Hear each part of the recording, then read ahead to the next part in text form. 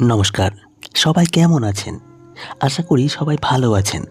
অনেকদিন পর আবার ফিরে এলাম আপনাদের মাঝে। কাজের ব্যস্ততায় আর কিছু সমস্যার জন্য আসতে পারিনি এতদিন। তার জন্য আমি খুবই দুঃখিত। ভালো তুমি বাসবাই গল্পের ২য় পর্ব আগেই তৈরি ছিল, কিন্তু সমস্যার কারণে ছাড়া হয়নি। তাই সেই গল্পে আমি আমার বক্তব্য রাখতে পারিনি। চলুন, বেশি কথা বাড়াবো না, মূল গল্পে ফিরে যাওয়া যাক। হঠাৎ রাতের দিকে পুলিশ আমার বাসায় এলো। তারা আমাকে সাথে করে কোথায় যেন নিয়ে যাচ্ছে। আমি জিজ্ঞেস করেছিলাম, কোথায় নিয়ে যাচ্ছে আমাকে? আমার কথার প্রতি উত্তরে তারা বলে, চলুন আমাদের সাথে, গেলেই দেখতে পাবেন আমার বুকের ভেতরটা টিপটিপ করছে। জানি না কি দেখাতে নিয়ে যাচ্ছে আমাকে। এমনি তো নোবাকে খুঁজে না পেয়ে টেনশনে আমার মাথা ঠিক নেই। এই ২ দিন না ভালো করে ঘুম, না ভালো করে খাওয়া দাওয়া হয়েছে। আমার শরীর খুবই ক্লান্ত, এমনকি দুর্বল হয়ে পড়েছি। আমি এই ২ দিনে তার উপর এরা আমাকে টেনশন দিচ্ছে। কি এমন হয়েছে যার জন্য আমাকে এভাবে ডেকে নিয়ে এসেছে? ওরা কি নোবাকে খুঁজে পেয়েছে যার জন্য আমাকে এভাবে ডেকে নিয়ে যাচ্ছে? কিন্তু খুঁজে পেলে আমাকে বলতো, নয়তোবা নোবাকে সাথে করে আমার বাসায় নিয়ে যেত। কিন্তু সেটা না করে আমাকে কেন নিয়ে যাচ্ছে? আর কোথায় বা নিয়ে যাচ্ছে? নাকি ওরা আমাকে সন্দেহ করছে? কোনটা? আমার মাথায় কিচ্ছু আসছে না। টেনশনে মনে হচ্ছে এবার মনে হয় আমার মাথা ফেটে যাবে। আমি আর পারছি না। প্রায় আধা ঘন্টা পর ওরা আমাকে যে জায়গায় নিয়ে এলো, তা দেখে আমার আত্মারাম যেন কেঁপে উঠেছে। তার মানে কি আমি যা ভেবেছি তাই সত্য? না, না, এ কখনোই হতে পারে না। আসলে পুলিশ আমাকে মর্গে নিয়ে এসছে। পুলিশের গাড়ি থামার সাথে সাথে এসআই ও ২ জন কনস্টেবল নেমে পড়ল। আমি এখনও গাড়ির ভেতরে ঠাঁই করে বসে মর্গের সাইনবোর্ডের দিকে তাকিয়ে আছি। পা দুটো থরথর করে কাঁপছে। এসআই বলে, নেমে আসুন। ওদের কথা যেন আমার কানে যাচ্ছে না। এসআই আবার বলে, কি হলো, নেমে আসুন। এবার আমি না চাইতেও নেমে আসলাম। কি অপেক্ষা করছে আমার জন্য মর্গের ভেতরে? তাহলে কি আমার নোবা আর আমার মাঝে নেই? না, না, না, না, না। আল্লাহ অন্তত এতটা নিষ্ঠুর না। তিনি আর যাই করুক, এবার অন্তত আমাকে আর সর্বহারা করবে না। এই সব ভাবতে ভাবতে আমি ওদের পেছন পেছন মর্গের ভেতরে গেলাম। ও, ভুলেই তো গিয়েছিলাম বলতে, আমার সাথে আমার বন্ধুও এসেছে। যাই হোক, সেখানে গিয়ে তারা একটি লাশ রাখার রুমে আমাকে নিয়ে গেল। এরপর গুনে গুনে ৫টা লাশের পর ৬ নাম্বার লাশ থেকে কাপড় সরালো। আমি দেখার সাথে সাথে ২-৩ কদম পিছিয়ে গেলাম। না, এ হতে পারে না। এটা কোনোভাবেই সম্ভব না। এত নিষ্ঠুরভাবে এমনটা কেউ করতে পারে না। আসলে আমি দেখতে পাই সিটে যে লাশ শুয়ে শুয়ে আছে, সে আর কেউ নয়, নোবা। কিন্তু সবচেয়ে কষ্টকর বিষয় হলো লাশের মাথা নেই। এটা দেখে আমার কষ্টে বুকটা ফেলে যাচ্ছে। এই লাশটি যে নোবার লাশ সেটা বুঝতে পারলাম অনায়াসে। আসলে লাশটির হাতে সেই আংটি ছিল যা আমি বিয়েতে ওকে দিয়েছিলাম। আর পুলিশ ওর কাছে যে ফোন পেয়েছে তা নোবার, এমনকি পরনের জামা কাপড়ও নোবার। এই জামা কাপড় পরে রাতে যে শুয়েছিল, এর মানে নোবা কি আর আমার মাঝে নেই? আমি নিজের চোখকে বিশ্বাস করতে পারছি না। আর নিজেকে ধরে রাখতে পারলাম না। চেঁচিয়ে কান্না করতে শুরু করলাম। আমি কান্না করতে করতে বললাম, এটা কি করে হয়ে গেল? কেন আমার সাথে বারবার এমনই হয়? যাকে আমি ভালোবাসি সেই আমার থেকে দূরে সরে যায়। এমন কেন হয় আমার সাথে? আমি কি এমন অপরাধ করেছি যার জন্য আল্লাহ বারবার আমার পরীক্ষায় ফেলেছে? ও নোবা, নোবা, ওঠো না। আমি আর পারছি না। হয়তো তুমি আমার ডাকে সাড়া দাও, নয়তো তোমার সাথে আমাকে নিয়ে যাও। ফারহান বলে, মোবাসির থাম, আমার একটাই বেস্ট ফ্রেন্ড, তার নাম ফারহান। আমি বললাম, ফারহান তুই জানিস আমি ওকে কত ভালোবাসি, কিন্তু ও চলে গেল কি করে? ফারহান বলে, মোবাসির শান্ত হয়ে যা। আমি বললাম, কী করে শান্ত হব বলতে পারিস? এতদিন ধরে ওর সাথে আছি, সে আমাকে স্বামীর অধিকার না দিলেও আমি কিন্তু ওকে স্ত্রী মানতাম। কে করেছে ওর এই অবস্থা? ফারহান বলে, মোবাসির আমি দেখেছি, তুই শান্ত হ। শান্ত হতে বললে কি শান্ত হওয়া যায়? এদিকে ধীরে ধীরে আমার শরীর নিস্তেজ হয়ে পড়েছে। আমি আর ধরে রাখতে পারছি না নিজেকে। হঠাৎ অজ্ঞান হয়ে যায়। তারপর কি হলো আমি আর কিচ্ছু জানি না। মর্গে থেকে কখন কিভাবে হসপিটালে এলাম, কয়দিন অজ্ঞান হয়ে পড়ে আছি, নোবার লাশের সাথেই বা কী হলো কিচ্ছু জানি না। যখন জ্ঞান ফিরে পাই তখন দেখি পাশে আমার সৎমা ও বাবা বসে আছে। আমার জ্ঞান ফিরতে দেখে বাবা বলে, মবাসির। আমি বললাম, এতদিন পর দরদ দেখাতে এসেছো? বাবা বলে, বাবা ভুল বুঝিস না আমাকে। আমি বললাম, তো পুজো করব, এতদিন তো আসনি। সৎমা বলে, বাবার সাথে কেউ এভাবে কথা বলে? আমি বললাম, আপনি কোনো কথা বলবেন না, আপনার জন্যই আমার বাবা এমন হয়েছে। যান এখান থেকে, চলে যান। আর বাবা, তুমিও চলে যাও। বাবা বলে, কিন্তু বাবা। আমি বললাম, কোনো কিন্তু নয়, তোমরা এবার আসতে পারো, আমাকে একা থাকতে দাও। আমার কথা শুনে বাবা মা চলে গেল। এদিকে আমার মাথা কাজ করছে না, এটা কিভাবে হলো? আয়ান তো আমার কাছে, তাহলে নোবাকে কে মারতে পারে? ভাবনায় ছেদ পড়ল। ডাক্তার আসাতে ডাক্তার এসেছে আমাকে চেক আপ করতে। তখন ডাক্তারের কাছে জানতে পারি আমি নাকি আজ 3 দিন ধরে হসপিটালে অজ্ঞান হয়ে পড়ে আছি। এটা শুনে তো আমি আসমান থেকে পড়লাম। আমি আজ 3 দিন ধরে হসপিটালে? তাহলে নোবার লাশের সাথে কি হয়েছে? আমি উঠতে চাইলে ডাক্তার জানাই আমাকে আরও 2-1 দিন হসপিটালে থাকতে হবে। কিন্তু আমার হাতে যে অত সময় নেই, আমাকে যে এখনই যেতে হবে পুলিশ স্টেশন। ডাক্তারের কথা অমান্য করে এক প্রকার জোর করে চলে আসি আমার গন্তব্য পুলিশ স্টেশন। আমি পুলিশ স্টেশনে গিয়ে জানতে পারি ওরা নদীর ধারে লাশটা পেয়েছে। এক জেলে নাকি কে দেখে পুলিশকে খবর দিয়েছে। এখন নোবার লাশ ময়না তদন্ত করা হয়নি, পোস্টমর্টম করার পর জানা যাবে কীভাবে হত্যা করা হয়েছে। পুলিশের মুখে এসব শুনে আমার বুকের ভেতরটা হু হু করে উঠল। আমার কলিজাটা ফেটে যাচ্ছে ওর জন্য। কে ওকে এমন নির্মমভাবে মারল? তার কি একটুও হাত কাঁপেনি? পুলিশ বলে আজ রাতে রিপোর্ট আসবে, আসার সাথে সাথে আপনাকে আমি জানাচ্ছি। আমি আর কোনো কথা বললাম না, বিদায় নিয়ে বাসায় চলে আসলাম।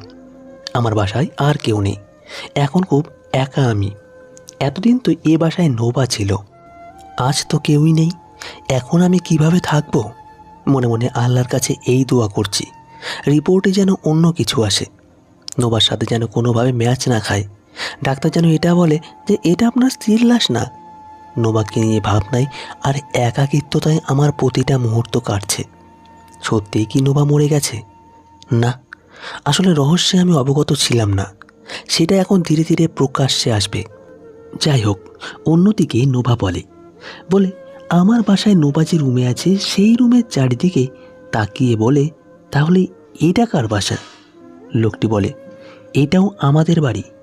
নোবা আর কিছু না বলে লোকটির সাথে যেতে লাগলো বেশ কিছুক্ষণ।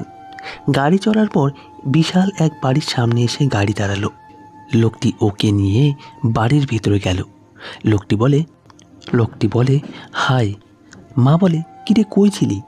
লোকটি সেই উত্তর না দিয়ে বলে, মা তুমি না বউ চেয়েছিলে? মা বলে, হুম। তো লোকটি বলে, এই দেখো পড়ি এসেছি। এই বলে নোবাকে সামনে বের করলো। আসলে এতক্ষণ নোবা লোকটির পেছনে ছিল, তাই লোকটির মা দেখতে পায়নি নোবাকে।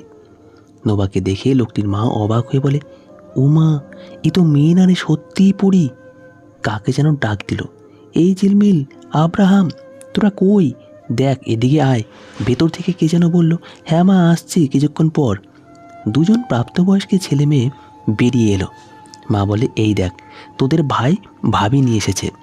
মেয়েটি বলে, কই মা? বলে, এই দেখ। পুরো বাড়িতে যেন খুশির রোল পড়ে গেল নোবাকে নিয়ে। কিন্তু নোবার যেন কিছুই ভালো লাগছে না, ওর মন পড়ে আছে আয়ানের কাছে। বাসা থেকে বেরিয়েছে আয়ানের সাথে পালিয়ে যাবে বলে, কিন্তু কি থেকে যে কি হয়ে গেল সেটাই বুঝতে পারছে না। এদিকে সবাই যেন নোবাকে পেয়ে আকাশের চাঁদ পেয়েছে। লোকটির মা বলে, কিরে বাপজান, এতদিন বিয়ে করলাম আর আজ পড়ি নিয়েছিস পড়লি? লোকটি বলে, আসলে মা ওর বাসা থেকে মেনে নিচ্ছিল না, তাই ও চলে এসেছে। লোকটির মা বলে, এ মা দাঁড়া, আমি ওকে বোঝাচ্ছি। অপরদিকে আমি যেন পাগলের মতো হয়ে যাচ্ছি, রাস্তায় রাস্তায় ঘুরছি। নোবার খনিকে আমি পেলে মেরেই ফেলবো।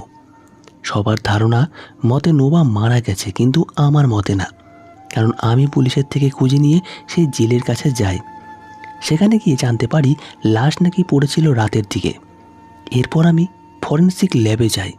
সেখানে জিজ্ঞাসাবাদ করে জানতে পারি লাশ নাকি 7 দিন পুরনো, কিন্তু আমার নোবা তো পালিয়েছে 6 দিন হলো। কথাটা শুনে আমার মনে খটকা লাগলো।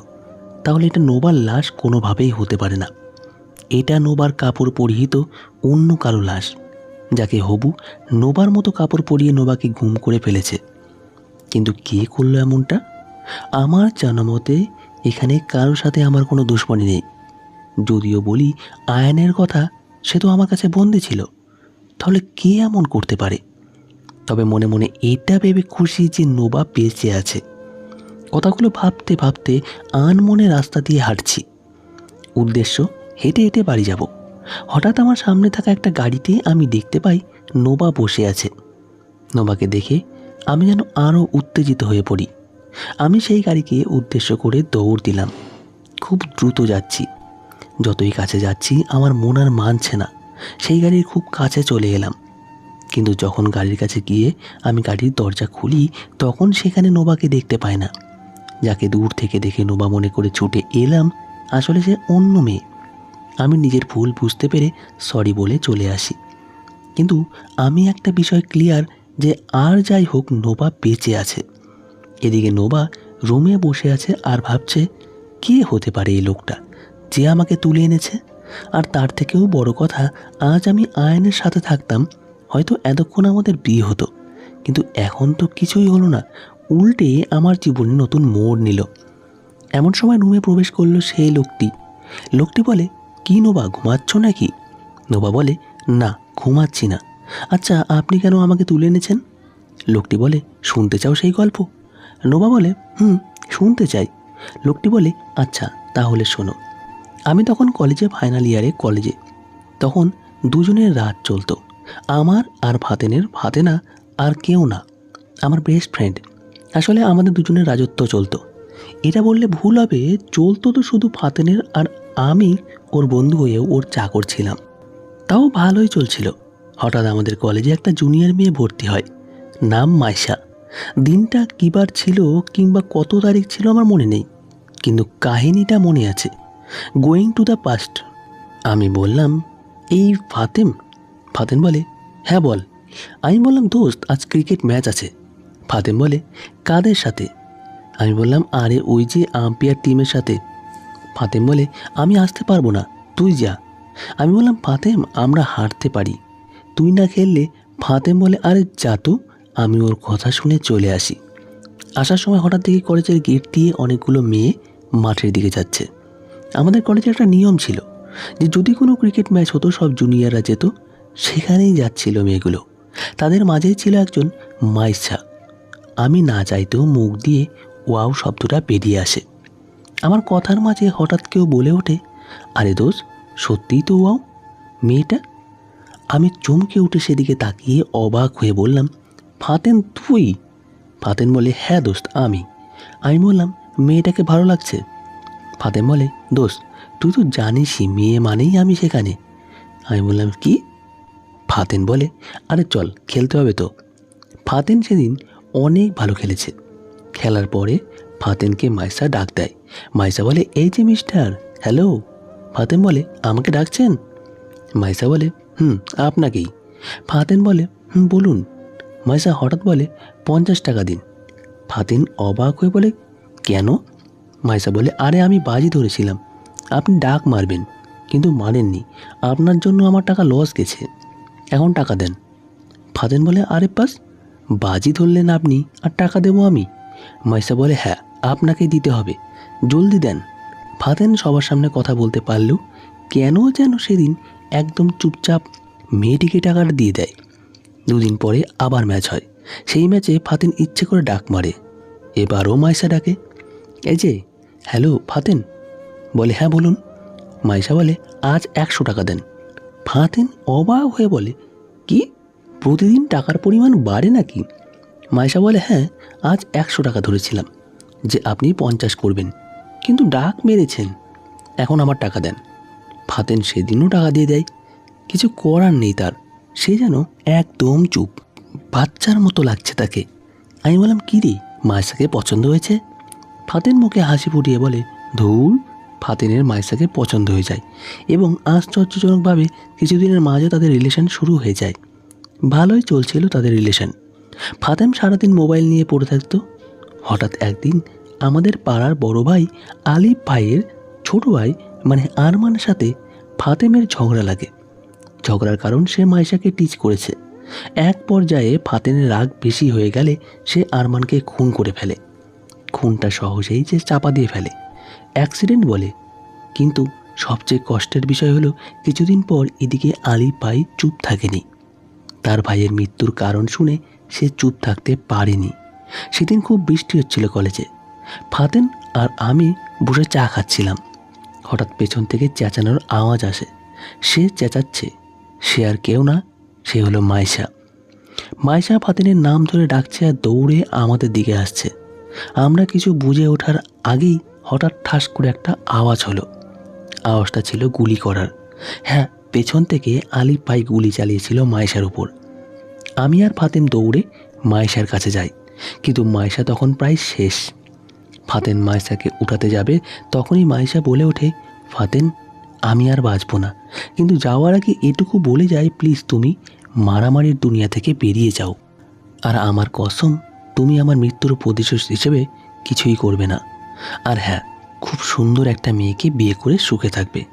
আমি সবসময় তোমার পাশে থাকব। এই বলে মাইশা মারা যায়। আলী পাই ফাতেনকে কিছুই করে না, শুধু এটুকু বলে যায় যে দেখো, নিজের কেউ মরলে কেমন লাগে। এই বলে লোকটি থামালো। নোবা বলে, আচ্ছা, এই গল্পের সাথে আমার কি সম্পর্ক? লোকটি বলে, তা তুমি পরে বুঝবে। নোবা এ বলে লোকটি চলে যায়। তারপর নোবা রুমে শুয়ে থাকে। নোবার মাথায় বিভিন্ন রকমের প্রশ্ন জাগতে লাগলো। সে মনে মনে ভাবছে, কে এই ফাতেম? আর এই লোকটাই বা কে? কেনই বা এমন করেছে সে? আর মাইশার মৃত্যুর সাথে এই লোকটার কি সম্পর্ক? এসব ভাবতে ভাবতেই হঠাৎ নোবার চোখে একটা ডায়েরি পড়ল। সে বিছানা থেকে উঠে সোজা ডায়েরির কাছে চলে যায়। ডায়েরিটা হাতে নিয়ে পড়তে থাকে, কিন্তু তাতে যা লেখা ছিল তা সে কল্পনাও করতে পারেনি, এবং সে চিন্তাও করতে পারেনি যে এইটা হতে পারে। ডায়েরির প্রথম পৃষ্ঠাতে লেখা ছিল, মোস্তাকবির লাভ মাশা। নোবা মনে মনে বলে, তার মানে এই লোকটার নাম মোস্তাবির। সেই ডায়েরির পরের পেজে গিয়ে দেখতে পাই সেখানে লেখা, কলেজে যখন তুমি প্রবেশ করলে, মায়েশা সেদিন থেকে তোমাকে ভালোবাসি আমি, কিন্তু ফাতেনও যে তোমাকে ভালোবাসে, ও কি যে আমি কিচ্ছু করতে পারবো না। তৃতীয় পৃষ্ঠার পরে আবার লেখা, আজ তুমি ফাতেমের গার্লফ্রেন্ড। আমার সামনে তোমরা হাসছো, খেলছো, তোমাকে আমি কিছুই করতে পারছি না, কিন্তু সহ্য করতে পারছি না মাইশা। এরপর অনেকগুলো পৃষ্ঠা উল্টানো। নোভা কিন্তু শেষের দিকে গিয়ে লেখাগুলো দেখে। লেখা আছে, সরি মাইশা, তোমাকে মারতে বাধ্য হলাম। আমি অনেক ভালোবাসি তোমাকে, তাই ফাতেনের সাথে তোমাকে রেখে সহ্য করতে পারলাম না, মাফ করে দিও আমাকে। নোভা যেন এটা পড়ে বিরাট রকমের একটা শখ খায়। তার মানে এই লোকটাই মেরেছে মাইশাকে, কিন্তু এই ফাতেনটাই বা কে? আরে আমাকেই কেন ধরে আনা হয়েছে? নোবার যেন মাথা ফেটে যাচ্ছে। সে আর ভাবতে পারছে না, তাই সব ভাবনা ছেড়ে আয়ানের কথা ভাবতে লাগলো। এদিকে আমি রাস্তাতে যাচ্ছি, হঠাৎ আমার সামনে একজন লোক পড়ে। সে আর কেউ নয়, আমারই এক বন্ধু। তাকে দেখে পুরোই মাথা ঘুরে যায়। রীতিমতো আমি জ্ঞান শূন্য হয়ে পড়ি। এমন মনে হচ্ছে আমি যেন শূন্যে দাঁড়িয়ে আছি। এদিকে আমার বন্ধু আমাকে দেখেই দৌড় দেয়। আমি তো বড় রকমের শখ খাই, কারণ ও তো মারা গিয়েছিল। তাহলে ও এখানে কিভাবে? আমি আর দেরি না করে ওর পিছনেই, বরং কিছু দূর যাওয়ার পথেই ওকে ধরে ফেলি। এক হাতে ওর শার্টের কলার ধরে, অন্য হাতে হাঁটুতে ভর দিয়ে হাঁপাতে থাকি। আমি হাঁপাতে হাঁপাতে বললাম, কী রে, দৌড়াচ্ছিলি কেন আমাকে দেখে? আর তুই না মারা গেছিস? আমার কথা শুনে সে ভয় পেয়ে যায়। ভয়ে থরথর করে কাঁপছে। দুহাত জোর করে সে বলে, ভাই, ভাই, আমাকে ক্ষমা করে দে। আমি বললাম, কি করেছিস তুই, বল। সে বলে, আসলে ভাই। তারপর আমাকে আমার বন্ধু এমন কিছু বলে যা শুনে আমার মাথা খারাপ হয়ে যায়। এই কি করে সম্ভব? এদিকে মোস্তাক আবিরের মা নোবার সাথে তার বিয়ের সব প্রস্তুতি নিয়ে ফেলেছে। এসবের মধ্যে নোবা মন খারাপ করে বসে আছে। কি থেকে কি হয়ে যাচ্ছে। প্রেম করেছে একজনের সাথে, তার সাথে বিয়ে না হয়ে হলো অন্যজনের সাথে। তারপর তাকে ছেড়ে যখন নিজের ভালোবাসার মানুষের কাছে পালিয়ে যেতে চাইল, তখন অন্য একজন ছোঁ মেরে তুলে নিয়ে আসে এবং ব্ল্যাকমেল করে বিয়ে করেছে। সব কিছু এত তাড়াতাড়ি হয়ে যাচ্ছে যে নোবা কিছুই করতে পারছে না। এত কিছুর মধ্যেও একবারের জন্য আমার কথা তার মনে পড়েনি। নানান ভাবনায় মগ্ন নোবা। এটা দেখে মোস্তাক আবিরের মা বলে, কী রে মা, তোর মন খারাপ লাগছে? নোবা বলে, না আন্টি, তেমন কিছু না। মোস্তাক আবিরের মা বলে, আরে মা বলেই ডাকতে পারো আমাকে, আর দুদিন পরে তো আমার বৌমা হবে, আর হ্যাঁ, তোমার মা বাবাকেও আমরা মানিয়ে নেব। এই বলে মোস্তাক আবিরের মা চলে গেল। বাড়ির সবাই বিয়ের প্রস্তুতি নিচ্ছে, আর নোবা শুয়ে শুয়ে আয়ানের জন্য কাঁদছে। আজ হয়তো সে আয়ানের কাছে থাকতো, কিন্তু আয়ানের কি আমার কথা একটুও মনে পড়ছে না? নোবা কাঁদছে, কিন্তু সেই কান্না আয়ানের কান পর্যন্ত পৌঁছাচ্ছে না। আমি অনেক আগেই আয়ানকে ছেড়ে দিয়েছি। আমার মতো সেও জেনে গেছে যে নোবা মারা গেছে। এরপর আর তাকে দেখা যায়নি। আজ নোবা আর মোস্তাক আবিরের বিয়ে। সবাই খুব খুশি। মোস্তাক আবিরের বোন বলে, কি ভাবি, তুমি রেডি হচ্ছ না কেন? চলো আমি রেডি করিয়ে দিই তোমাকে। তারপর নোবার হবু ননদ ইরা নোবাকে রেডি করছে। পার্লার থেকে লোক আসা শুরু হয়ে গেছে। সবাই মিলে নোবাকে সাজাতে লাগলো। সব সাজগোজ শেষ করে নোবাকে নিয়ে বসিয়ে দিল মোস্তাক আবিরের সামনে।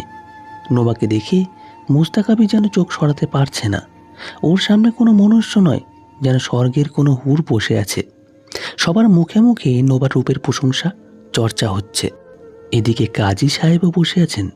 এখন বিয়ে পড়ানোর পালা। এমন সময় হঠাৎ সদর দরজা দিয়ে কেউ প্রবেশ করলো বাড়ির ভেতর। সে আর কেউ নয়, আমি হল ঘরে প্রবেশ করে বললাম, থামুন মিস্টার ফারহান। মোস্তাক আবির ওরফে নীল সাহেব। মোস্তাক আবির পেছন থেকে কারো মুখে নিজের পুরো নাম শুনে হকচকিয়ে পেছনের দিকে তাকায়। তাকিয়ে আমাকে দেখে সে অবাক হয়ে যায়। বিস্ফারিত চোখে তাকিয়ে থেকে আমতা আমতা করে বলে, ফাতেমা তুই? এদিকে আমার চোখ নোবার দিকে আটকে গেল। মোস্তাক আবির আর নোবা একসাথে বসে আছে। এটা দেখে যেন আরও মাথায় আগুন উঠে গেল। এদিকে নোবা মোস্তাক আবিরের মুখে আমার নাম ফাতেমা শুনে বড় ধরনের একটা ঝটকা খায়। আমি বললাম, হ্যাঁ, আমি ফাতেন মোবাশ্বির ইসকাম। নোবার মাথায় কিছুই কাজ করছে না। নোবা মনে মনে বলে, কি হচ্ছে এটা? কাহিনী কি? মোবাশ্বির বলল, তাহলে ফাতেম, কিন্তু এত কিছু কেন হলো? আমাকে কেন কিডন্যাপ করা হলো? ওর মাথায় যেন কিছুই আসছে না। আমি বললাম, আমার বউকে বিয়ে করছো বন্ধু, আর আমাকেই দাওয়াত দিলে না? মোস্তাক আবির বলে, ফাতেম দেখ। আমি বললাম, দেখা দেখি টাইম নেই, তুই তো সেই নিচ রে। মোস্তাক আবির বলে, তোর থেকে কমই আছি। আমি বললাম, আমি কি করেছি? মোস্তাক আবির বলে, কি করেছিস তুই? আমার ভালোবাসায় কেড়ে নিয়েছিস তুই। ফাতেম, আমার জীবন নরক বানিয়ে দিয়েছিস। আমি বললাম, ও তাই? মোস্তাক আবির বলে, হ্যাঁ, তোর জন্য আমি নিজের ভালোবাসাকে নিজের হাতে মেরেছি। আমি বললাম, ভুল বললি তুই। আমি তোর ভালোবাসাকে কেড়ে নিইনি, বরং তুই আমার ভালোবাসাকে কেড়ে নিয়েছিস। তাকে সারা জীবনের জন্য এই পৃথিবী থেকে সরিয়ে দিয়েছিস। তুই খুব ভালো করেই জানিস মায়েশা আমাকে ভালোবাসে, আর আমি মায়েশাকে ভালোবাসি। মোস্তাক আবির বলে, মায়েশাকে আমি প্রথম দেখাতেই ভালোবেসে ফেলেছি। তুই যদি মাঝে না আসতি তাহলে হয়তো মায়েশা আমার হতো। আমি বললাম, কই, তুই তো কখনো বলিসনি তুই মায়েশাকে পছন্দ করিস। মোস্তাক আবির বলে, বললে কি করতি? আমাকে দয়া করতি? আমি তোকে জীবনেও ক্ষমা করব না। আমি বললাম, তুই আমাকে কি ক্ষমা করবি? আমি তোকে কোনোদিনও মাফ করব না। ফারহান, মোস্তাক আবির, নীল, সব সময় আমার কাছ থেকে আমার সব খবর শুনলি, আর সুযোগ বুঝে আমার বউকেও তুলে নিলি। মোস্তাক আবির বলে, হ্যাঁ, সব আমার প্ল্যান ছিল। তুই নতুন করে ভালোবাসতে শিখেছিস, নতুন কাউকে ভালোবাসবি, সুখে থাকবি। তা আমি হতে দেব জীবনেও না। তাই আমি নোবাকে কিডন্যাপ করি। তুই যেমন আমার ভালোবাসাকে কেড়ে নিয়েছিলি, তাই আমি তোর ভালোবাসা কেড়ে নিয়েছিলাম। আর নোবার লাশ বানিয়ে আর একজনের লাশ রেখে দেই, যাতে দুনিয়া নোবাকে মৃত ভাবে আর ও আমার থাকে। আমি মুচকি এসে বললাম, কিন্তু তুই ফেল, এখন তোকে মরতে হবে। মোস্তাক আবির বলে, আমি মরব। এ বলে হো হো করে হেসে ওঠে। আমি বললাম, হ্যাঁ, এই দেখ। এই বলে আমি সোজা গিয়ে ফারহানের গলায় ছুরি ধরি। আমি বললাম, খুব কষ্ট দিয়েছিলি না আমার মায়েশাকে? এখন দেখ আমি কি করি তোর সাথে। এই বলে সোজা ফারহানের গলায় চাকু একটু বিধিয়ে দেয়। তাতেই মোস্তাক আবির ছটফট করে উঠল। আমি বললাম, কি রে, খুব কষ্ট হচ্ছে তাই না? তার চেয়েও বেশি কষ্ট পেয়ে মরেছিল আমার মায়েশা। এমন সময় হঠাৎ বাইরে থেকে পুলিশ এন্ট্রি করে ভেতরে। আসলে এসবের ভেতরে মোস্তাক আবিরের মা সবার আড়ালে গিয়ে পুলিশকে ফোন করেছিল। তারপর সব শুনে পুলিশ মোস্তাকাবিরকে গ্রেপ্তার করে, এমনকি মোস্তাকাবির সব স্বীকারও খায়। এদিকে নোভা এসব দেখে পাথর হয়ে গেছে। পুলিশ যাওয়ার সময় আমাকে বলে গেল আমি যেন সময় করে পুলিশ স্টেশনে যাই। আসলে নোভার নিখোঁজের যে এফআইআর করা হয়েছে সেটা এখনও ক্লোজ করা হয়নি। এখন যখন নোভাকে পেয়ে গেছি তাই এফআইআরটা ক্লোজ করতে হবে। আমি আর এক মুহূর্ত না দাঁড়িয়ে নোভাকে নিয়ে সেখান থেকে বেরিয়ে এলাম। পুরো রাস্তা নোভার সাথে আমার কোনো কথা হলো না, এমনকি আমিও নোভার সাথে কোনো কথা বললাম না।